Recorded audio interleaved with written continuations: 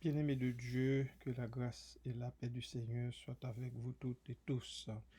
Je retourne pour une dernière fois avec vous en Lévitique chapitre 26. Lévitique chapitre 26, je vais lire les derniers versets à partir du verset 32. Verset 32. Je dévasterai le pays et vos ennemis qui l'habiteront en seront stupéfaits. Je vous disperserai parmi les nations et je tirerai l'épée après vous. Votre pays sera dévasté et vos villes seront désertes. Alors le pays jouira de ses sabbats tout le temps qu'il sera dévasté et que vous serez dans le pays de vos ennemis. Alors le pays se reposera et jouira de ses sabbats. Tout le temps qu'il sera dévasté, il aura le repos qu'il n'avait pas eu dans vos sabbats, tandis que vous l'habitiez. Verset 36, je rendrai pusillanime le cœur de ceux d'entre vous qui survivront dans les pays de leurs ennemis. Le bruit d'une feuille agitée les poursuivra. Ils fuiront comme on fuit devant l'épée, et ils tomberont sans qu'on les poursuive. Ils se renverseront les uns sur les autres comme devant l'épée, sans qu'on les poursuive encore. Vous ne subsisterez point en présence de vos ennemis. Vous périrez parmi les nations et le pays de vos ennemis vous dévorera. Waouh! Okay. Ceux d'entre vous qui survivront seront frappés de langueur pour leurs iniquités dans le pays de leurs ennemis. Ils seront aussi frappés de langueur pour les iniquités de leurs pères. Ils confesseront leurs iniquités, les iniquités de leurs pères, les transgressions qu'ils ont commises envers moi et la résistance qu'ils m'ont opposée. Péchés à cause desquels moi aussi je leur résisterai et les mènerai dans le pays de leurs ennemis. Et alors leur cœur incirconcis s'humiliera et ils paieront la dette de leurs iniquités. Je me souviendrai, alléluia, de mon alliance avec Jacob. Je me souviendrai de mon alliance avec Isaac et de mon alliance avec Abraham, et je me souviendrai du pays. Quel beau verset, le verset 42. 3 fois je me souviendrai. Hey, je me souviendrai, ça nous rassure. Le pays sera abandonné par eux, et il jouira de ses sabbats pendant qu'il restera dévasté loin d'eux, et ils paieront la dette de leurs iniquités, parce qu'ils ont méprisé mes ordonnances, et que leur âme a eu mes lois en horreur. 44. Mais lorsqu'ils seront dans le pays de leurs ennemis, je ne les rejetterai pourtant point. Alléluia. Merci Seigneur.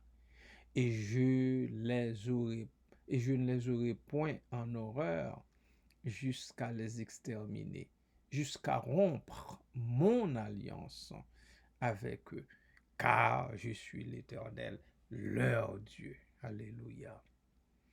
Versets 45 et 46, je me souviendrai en leur faveur de l'alliance, de l'ancienne alliance, par laquelle je les ai fait sortir du pays d'Égypte aux yeux des nations pour être leur Dieu.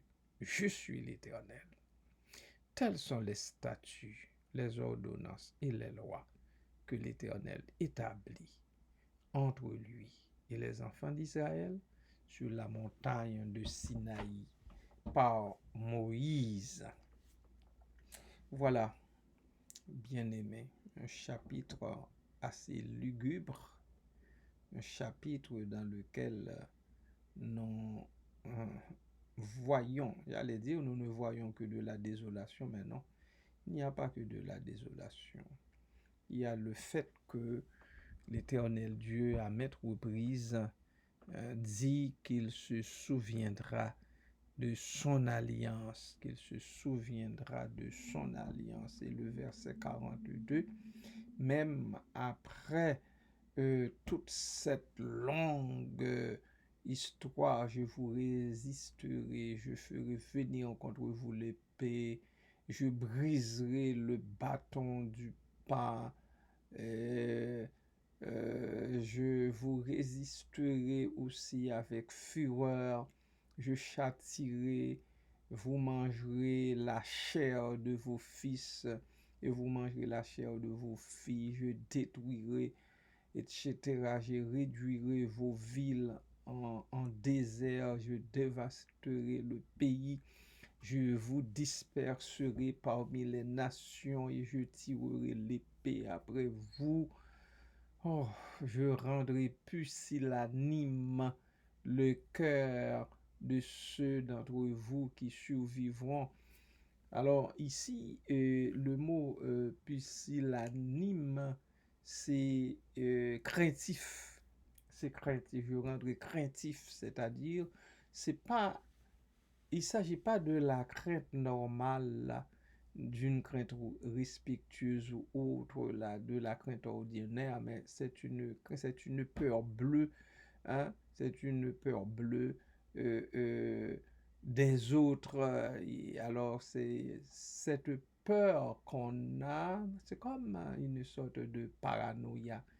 Quand on n'a pas besoin nécessairement de faire face à un malheur ou bien à un brigand, à un ennemi pour qu'on ait peur. Euh, euh, on regarde tout autour, tout le temps. Donc, c'est une peur qui nous envahit vraiment. C'est ça, en fait, l'adjectif pusillanime.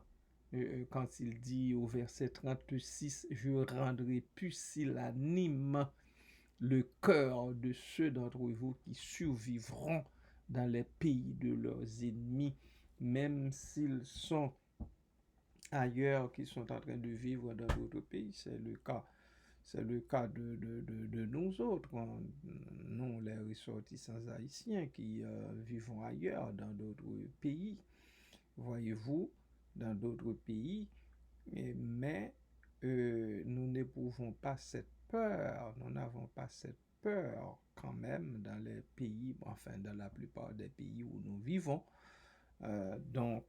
Mais il y en a, il y en a d'autres où on ne vivrait pas en paix du tout, sachant que l'on est surveillé, on est sous le projecteur des autres, des ennemis, etc. Alors l'Éternel Dieu a dit cela au peuple, aux enfants d'Israël. Et puis, tout cela, c'est à cause du rejet, à cause du mépris de ces lois et de ces ordonnances. Ce que je veux dire par là, c'est que vous et moi, nous n'en sommes pas exempts non plus. Tout ce qu'il dit ici comme punition, comme malédiction, je dirais même, eh bien, nous sommes sujets à être punis au même titre, encore plus, encore plus, encore plus. Hein? Mais, mais, ce qui nous redonne force, c'est lorsqu'on est arrivé au verset 42. Nous comprenons ici que nous retrouvons tout simplement le Dieu d'amour que nous avons toujours connu, dont on nous a toujours parlé, et qui se manifeste aussi au milieu de nous. Je me souviendrai de mon alliance avec Jacob. Et quant à nous, c'est qu'il se souviendra du sang de Christ. Il se souviendra du sang de Christ, tout simplement. Il se souviendra du sang de Christ je vous le répète encore, je vous en parle souvent, parce que c'est drapé dans le sang de Christ que Dieu nous voit, que Dieu répond à nos cris, à nos prières, que Dieu satisfait nos besoins. C'est drapé dans le sang de Christ, uniquement le sang de Christ qui couvre une multitude de péchés. À cause de cela, quand le Père regarde, quand il jette son regard sur moi, il ne voit pas mes péchés, mes nombreuses iniquités, mais il voit le sang de Christ. Le sang de Christ qui m'enrobe, le sang de Christ dont je suis couvert de la tête aux pieds. Il en est de même de vous. Il en est de même de toi. De toi qui m'écoute présentement. Il en est de même de toi. Quand Dieu regarde, eh bien, il ne voit pas tes nombreux péchés, tes iniquités, mais il voit le sang de Christ sur toi. Voilà pourquoi, et vous et moi, nous subsistons encore devant sa face bénie. Nous sommes là encore en sa présence, sous ses yeux, et nous jouissons aussi de ses bénédictions. C'est pas parce que Dieu ne voit pas, c'est pas parce que Dieu est sourd lorsque nous prononçons les paroles déshonnêtes, les paroles qui ne répondent pas à ses standards. Lorsque nous parlons des autres, nous ne disons pas ce qui est bien des autres. Lorsque nous comportons pas comme ça doit envers les autres, mais Dieu dit, je me souviendrai en leur faveur de l'ancienne alliance par laquelle je les ai fait sortir du pays d'Égypte, par laquelle il nous a fait sortir de nos pays d'Égypte aux yeux des nations, par laquelle il dresse devant nous une table en face de nos adversaires, par laquelle il nous soutient, il nous accompagne le long de la route. Voilà, bien-aimés du Seigneur, ne courons pas le risque de ne pas observer les ordonnances de Dieu, les lois de Dieu. Nous ne pouvons pas nous engager dans ce procès avec le Seigneur. Nous ne réussirons aucunement. Alors, faisons attention.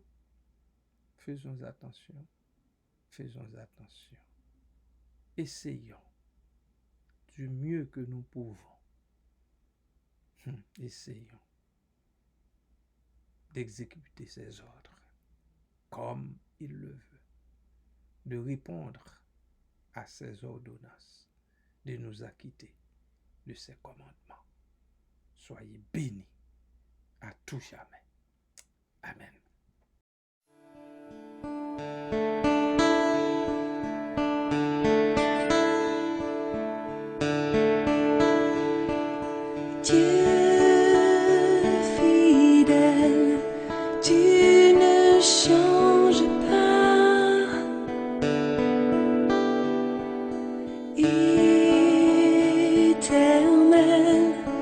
Mon rocher, ma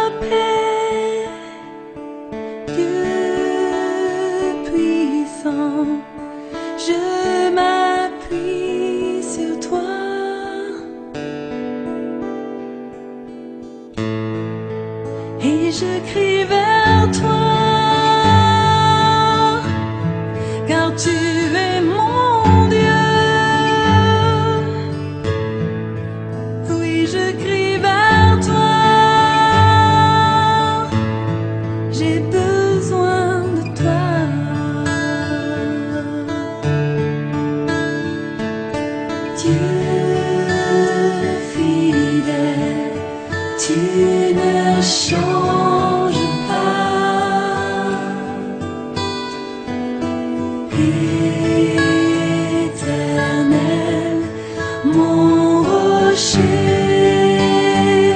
ma paix, Dieu puissant, je m'appuie sur toi.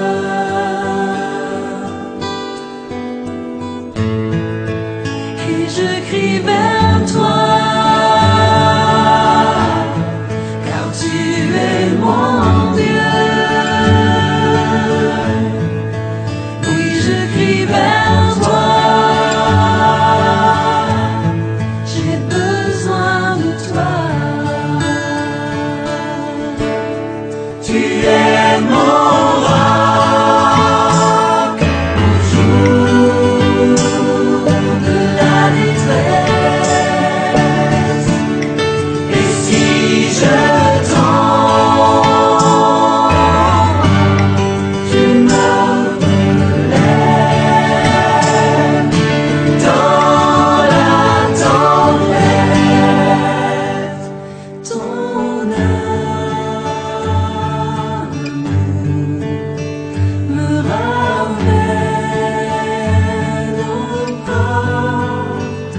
Tu es mon seul espoir, Seigneur.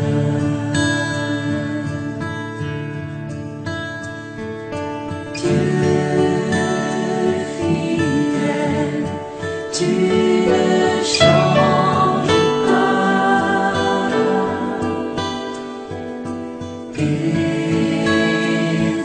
Éternel, mon rocher, ma paix, Dieu puissant, je m'appuie sur toi.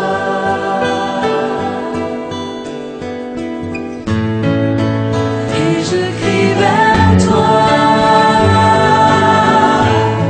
car tu es mon Dieu.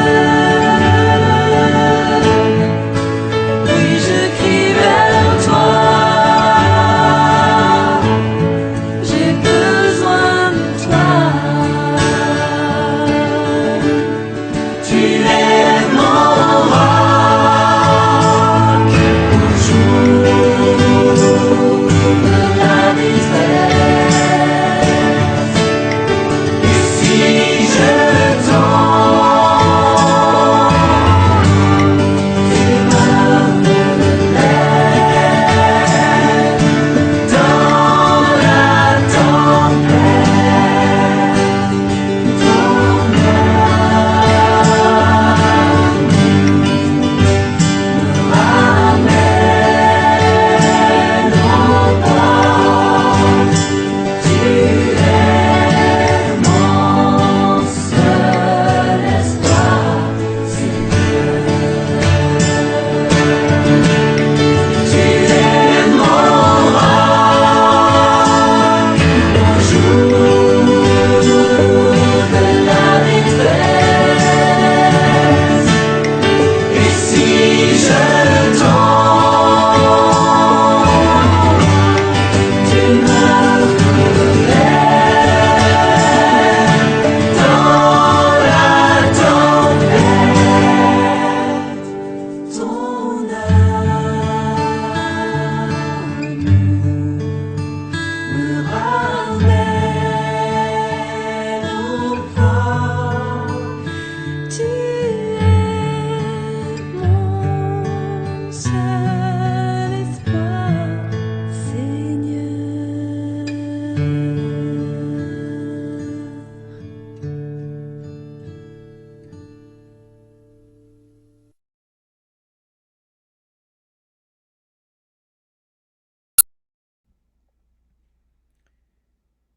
Tendre Père Céleste, merci pour ton souvenir que tu n'enlèves pas. Merci parce que même après nous avoir châtiés pour nos nombreuses iniquités, tu te souviendras de ton alliance, de ton ancienne alliance. Merci, Papa. Merci, Père, pour cela, parce que c'est ce que tu fais chaque jour. Si tu devais entrer en procès avec nous, nul ne subsisterait, mais parce que ton alliance est une alliance de grâce, parce que tu es le Dieu tout bon, parce que tu ne te repens pas, ô Dieu, de, de, de ce que tu as fait, de ce que tu veux faire aussi pour nous. Alors, Papa, nous subsistons encore devant ta face bénie, devant ta sainte face, et malgré les nombreux péchés dont nous sommes couverts. Merci pour ça, Papa. Merci une fois de plus pour Christ, en qui tu es venu nous racheter du péché. Merci pour lui, parce que c'est par son sang, ô Dieu, que nous continuons de vivre. Merci pour ça, Papa. Merci, Père. Papa, nous remettons cette nouvelle semaine qui commence. Les bien-aimés qui retournent à leur boulot sont devant toi. Les enfants, les jeunes qui rentrent en classe cette semaine, pour de vrai, pour de bon. Nous les remettons entre tes mains et nous te remettons toute l'année scolaire en 2022-2023 entre tes mains. Vois nos jeunes, oh Dieu, vois nos enfants. Pose ta bonne main sur chacun d'eux, donne-leur, oh Dieu, l'intelligence qu'il faut pour apprendre et maîtriser les notions. Seigneur, fais-leur cette grâce. Merci pour ça, Papa. Sois avec les parents aussi qui se débrouillent pour trouver les frais scolaires, pour payer la scolarité à tous les mois.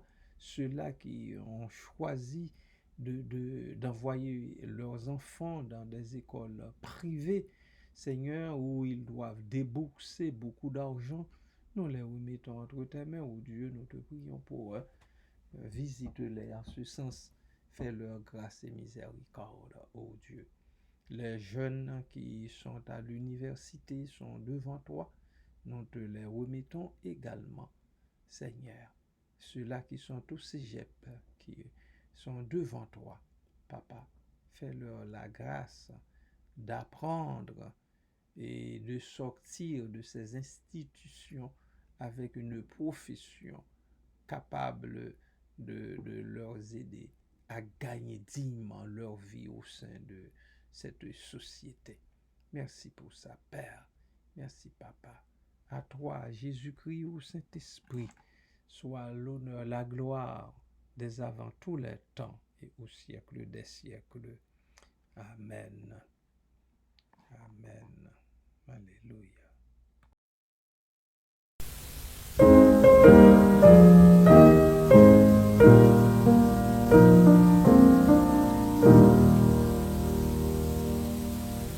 L'Éternel te bénisse, l'Éternel te bénisse et te garde, fasse lever la lumière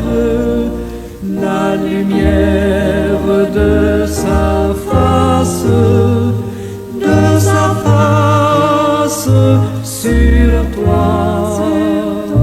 sur toi, use de grâce envers toi et te donne la paix, et te donne la paix.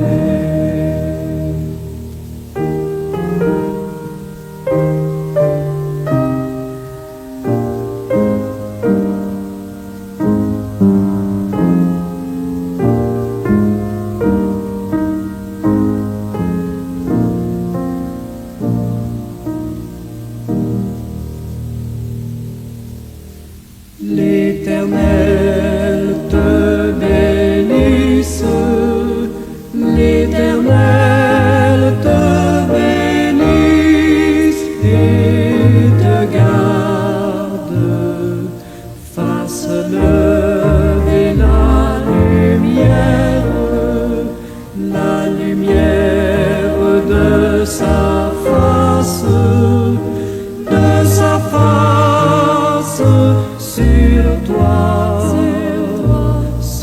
sur toi. Use de grâce.